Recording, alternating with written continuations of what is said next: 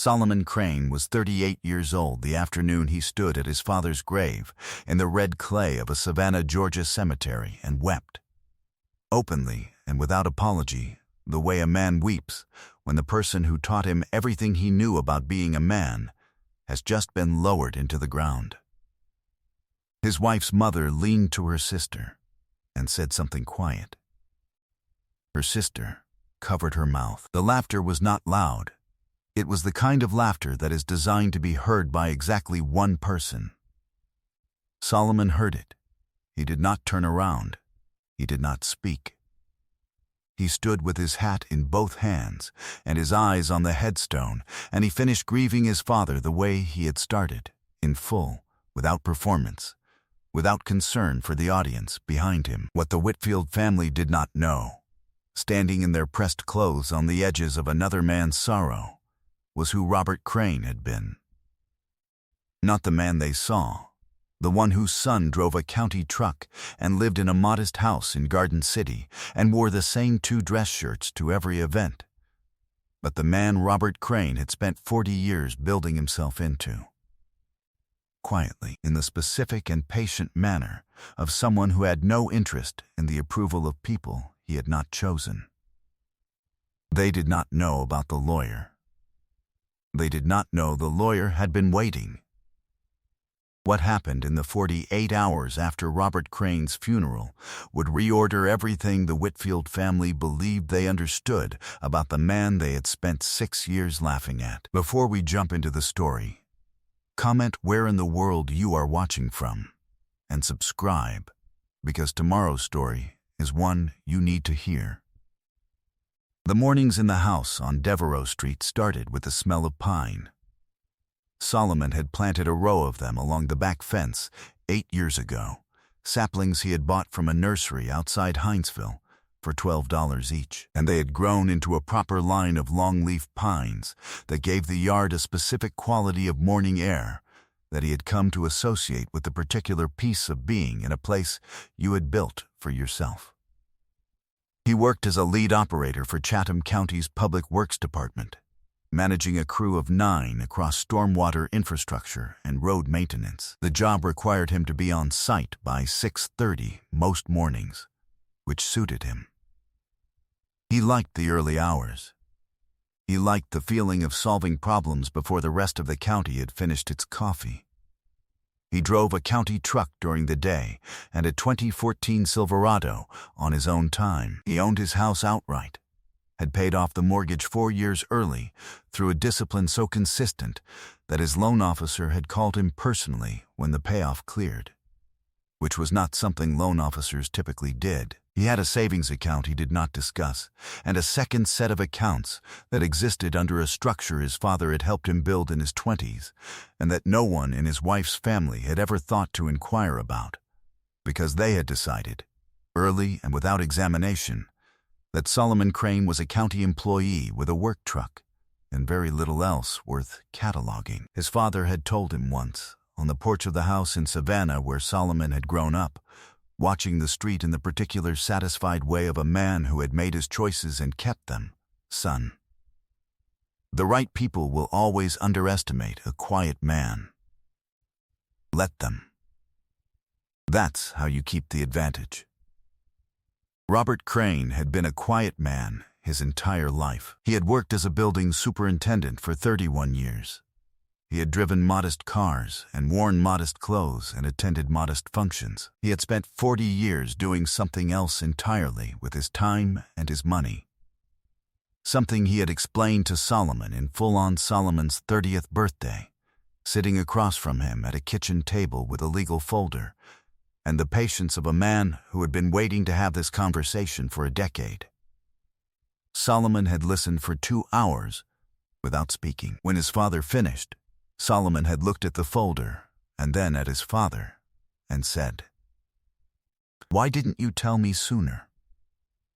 Robert had said, "Because you needed to become who you are first, before you knew what you had."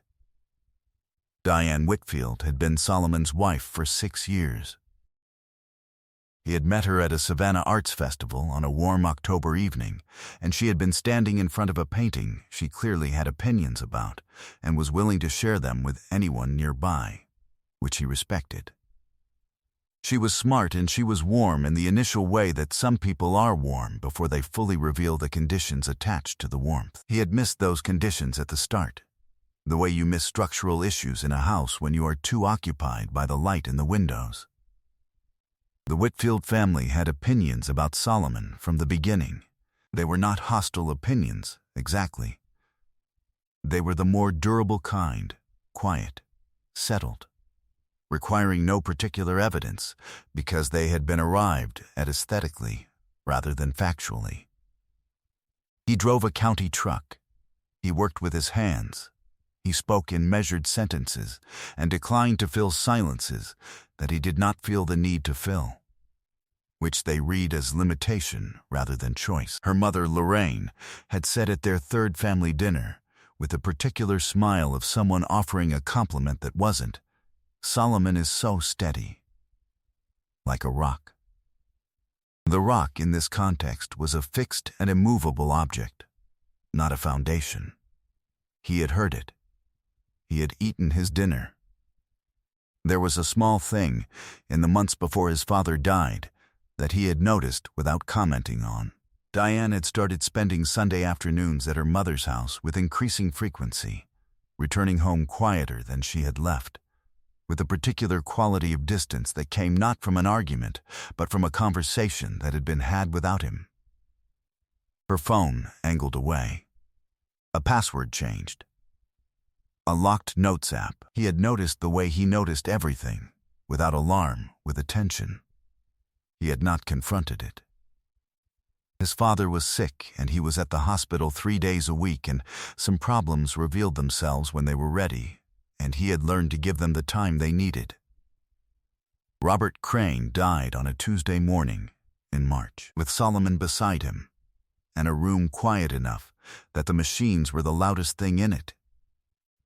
Solomon had held his father's hand and spoken to him, low and calm, the things a son says when there is still time to say them.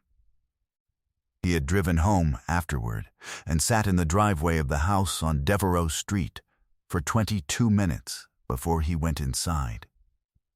He had not cried until the cemetery. He had not tried to stop himself when he did. The Whitfield family stood together near the back of the graveside gathering, well-dressed and grouped as they always grouped. A self-contained unit with an internal weather system that did not require outsiders to participate. Lorraine and her sister Phyllis, Diane's brother Marcus and his wife, 2 cousins Solomon could never quite sort by name. They had come because Diane had asked them to, and because there was a reception at the house afterward, to which they were already planning how to be a particular kind of present. He had heard the laughter. He had recognized the voice. He finished at the grave. He set his hat back on his head. He turned and walked back to the car with the same unhurried gait he brought to everything. And he did not look at Lorraine Whitfield or her sister, and they did not speak to him. And he drove himself to the reception and put food on the table and thanked people for coming and accepted condolences for 3 hours, with a grace that cost him more than anyone in that room could have quantified.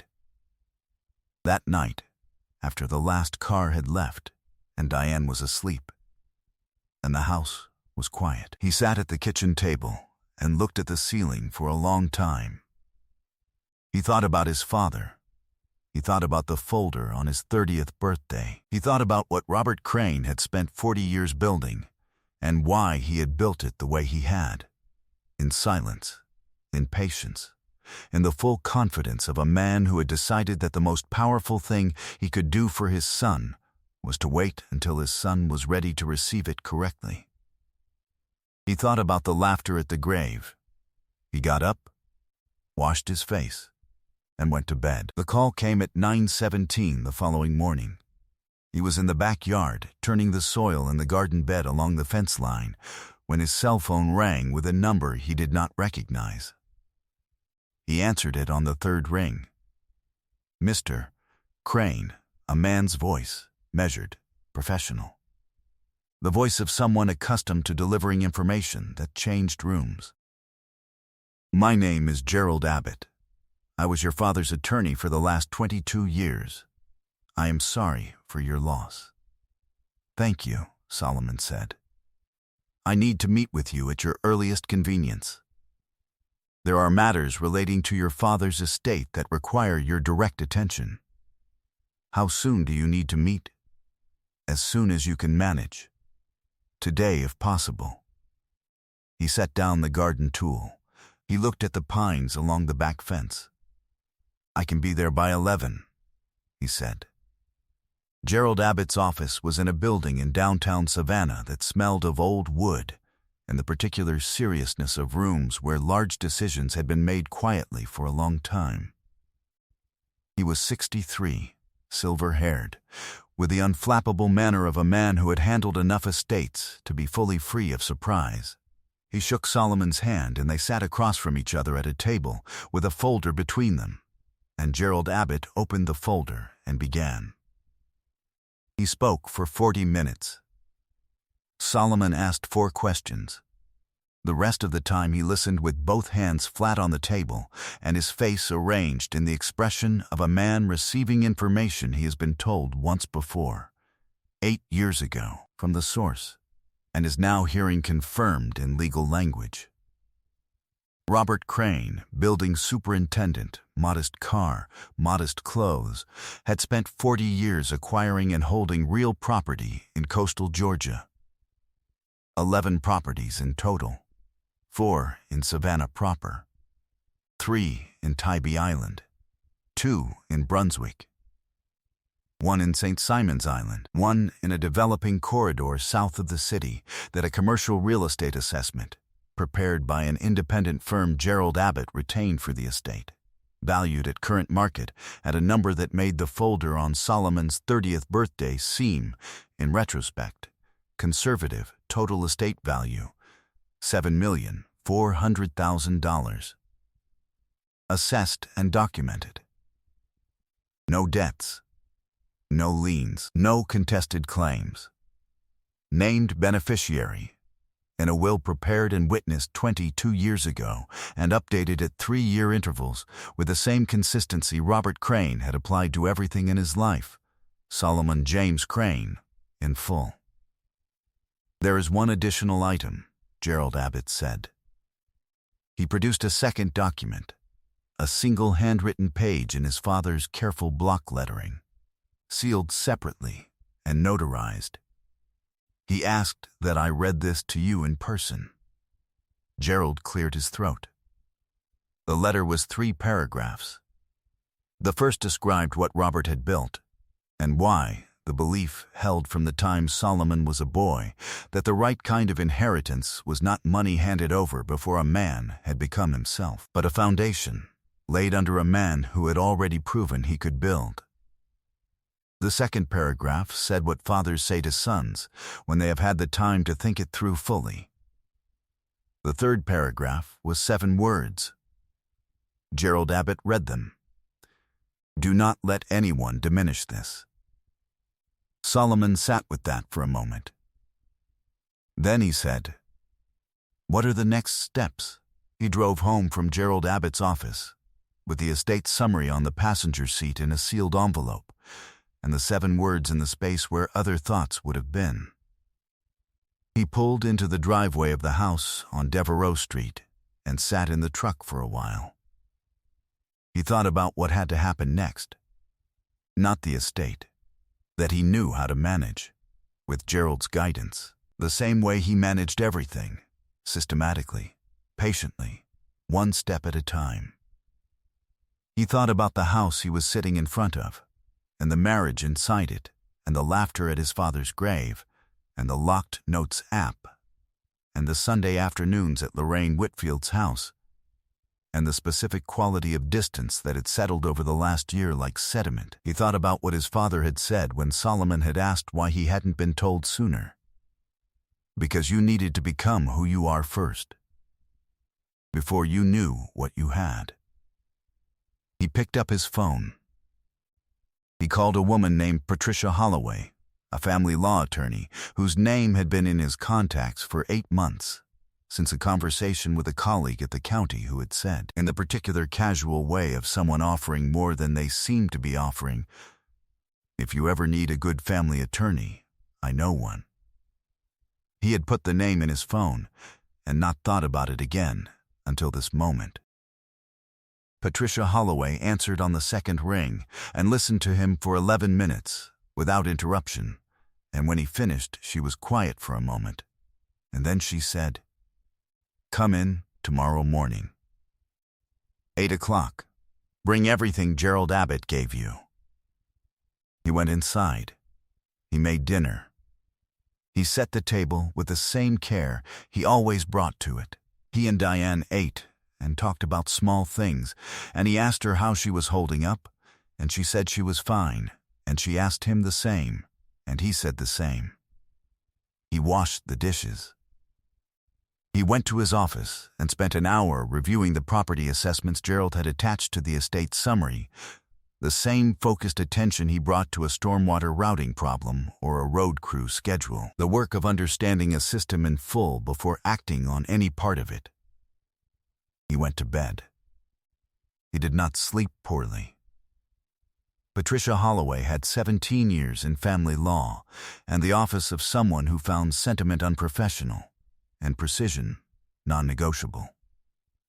She reviewed the estate documentation in 40 minutes, the property assessments in 20, and the financial disclosures Solomon had prepared, 9 years of his own careful personal records, maintained in a spreadsheet his father had taught him to build, in another 30. She looked up. "Your premarital assets are cleanly documented," she said. "The estate inherits outside marital property under Georgia law. Your personal financial structure," she gestured to the spreadsheet, "is about as well organized as anything I've seen." "My father was methodical," Solomon said. The apple didn't fall far. She set down her pen. "Is there something on her side I should know about?" He told her about the locked app, the Sunday afternoons, the changed password, the specific quality of a distance that had a texture to it. Patricia nodded. "I'd like you to do one thing before we proceed," she said. "Don't change anything. Don't move anything. Don't give her any signal that anything has shifted. Can you do that?" "Yes," he said. "For how long?" "However long it takes," he said. It took 3 weeks. The document appeared on a Tuesday evening while he was reading in the front room, and Diane was in the kitchen on a call she had half closed the door for. Her laptop was open on the kitchen table, and she had left it without closing it when she stepped toward the window to talk. He was not looking for anything. He passed through the kitchen on his way to get water, and the screen was bright, and the document was open, and the header was visible from 6 feet. Petition for dissolution of marriage. Chatham County Superior Court. Filed date.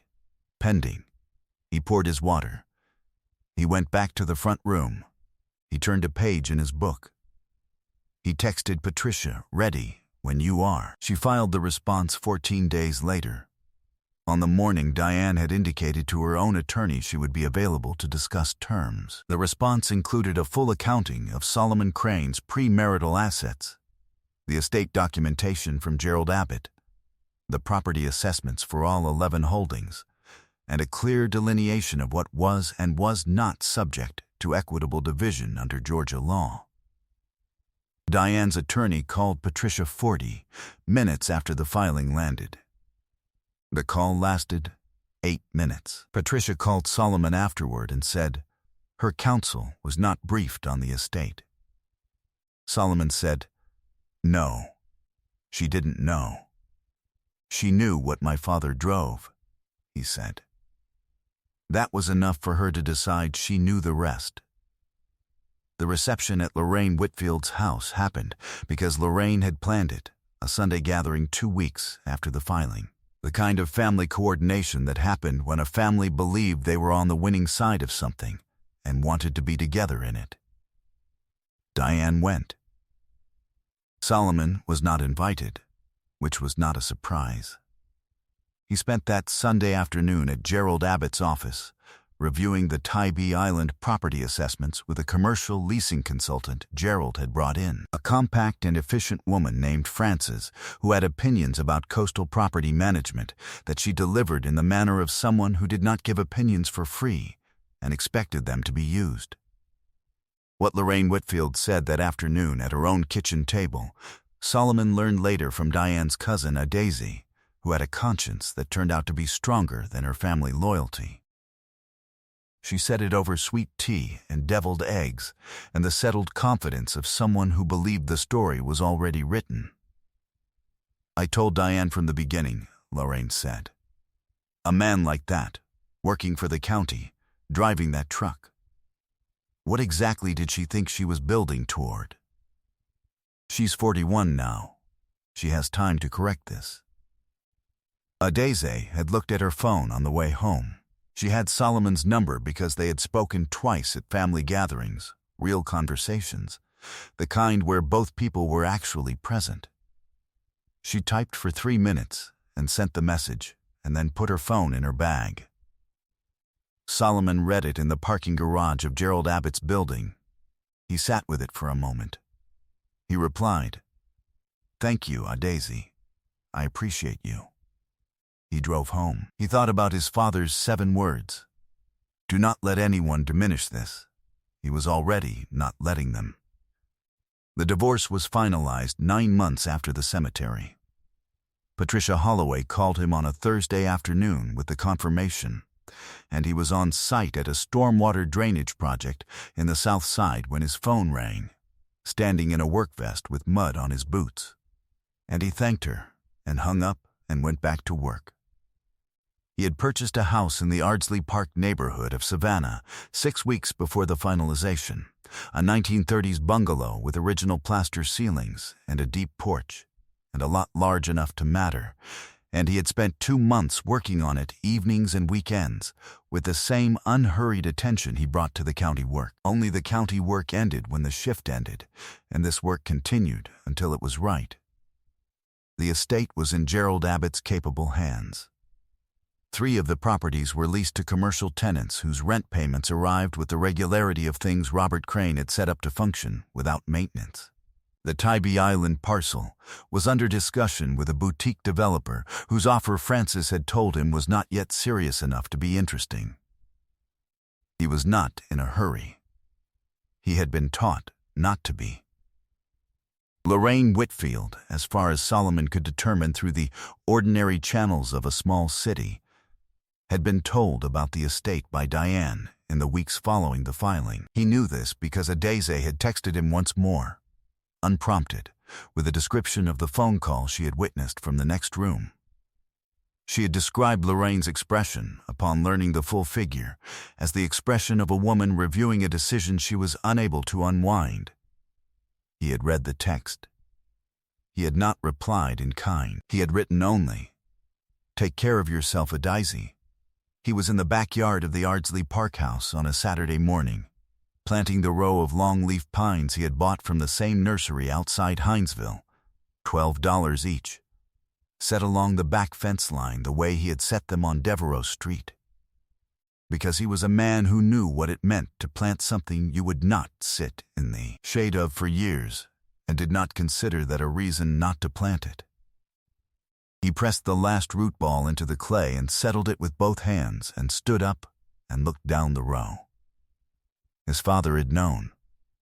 He had always known. He had looked at a small boy in Savannah, Georgia, and decided what kind of foundation to build under him, and then spent 40 years building it in the only way worth building anything, quietly, without announcement, for the benefit of someone who would know what to do with it when the time came.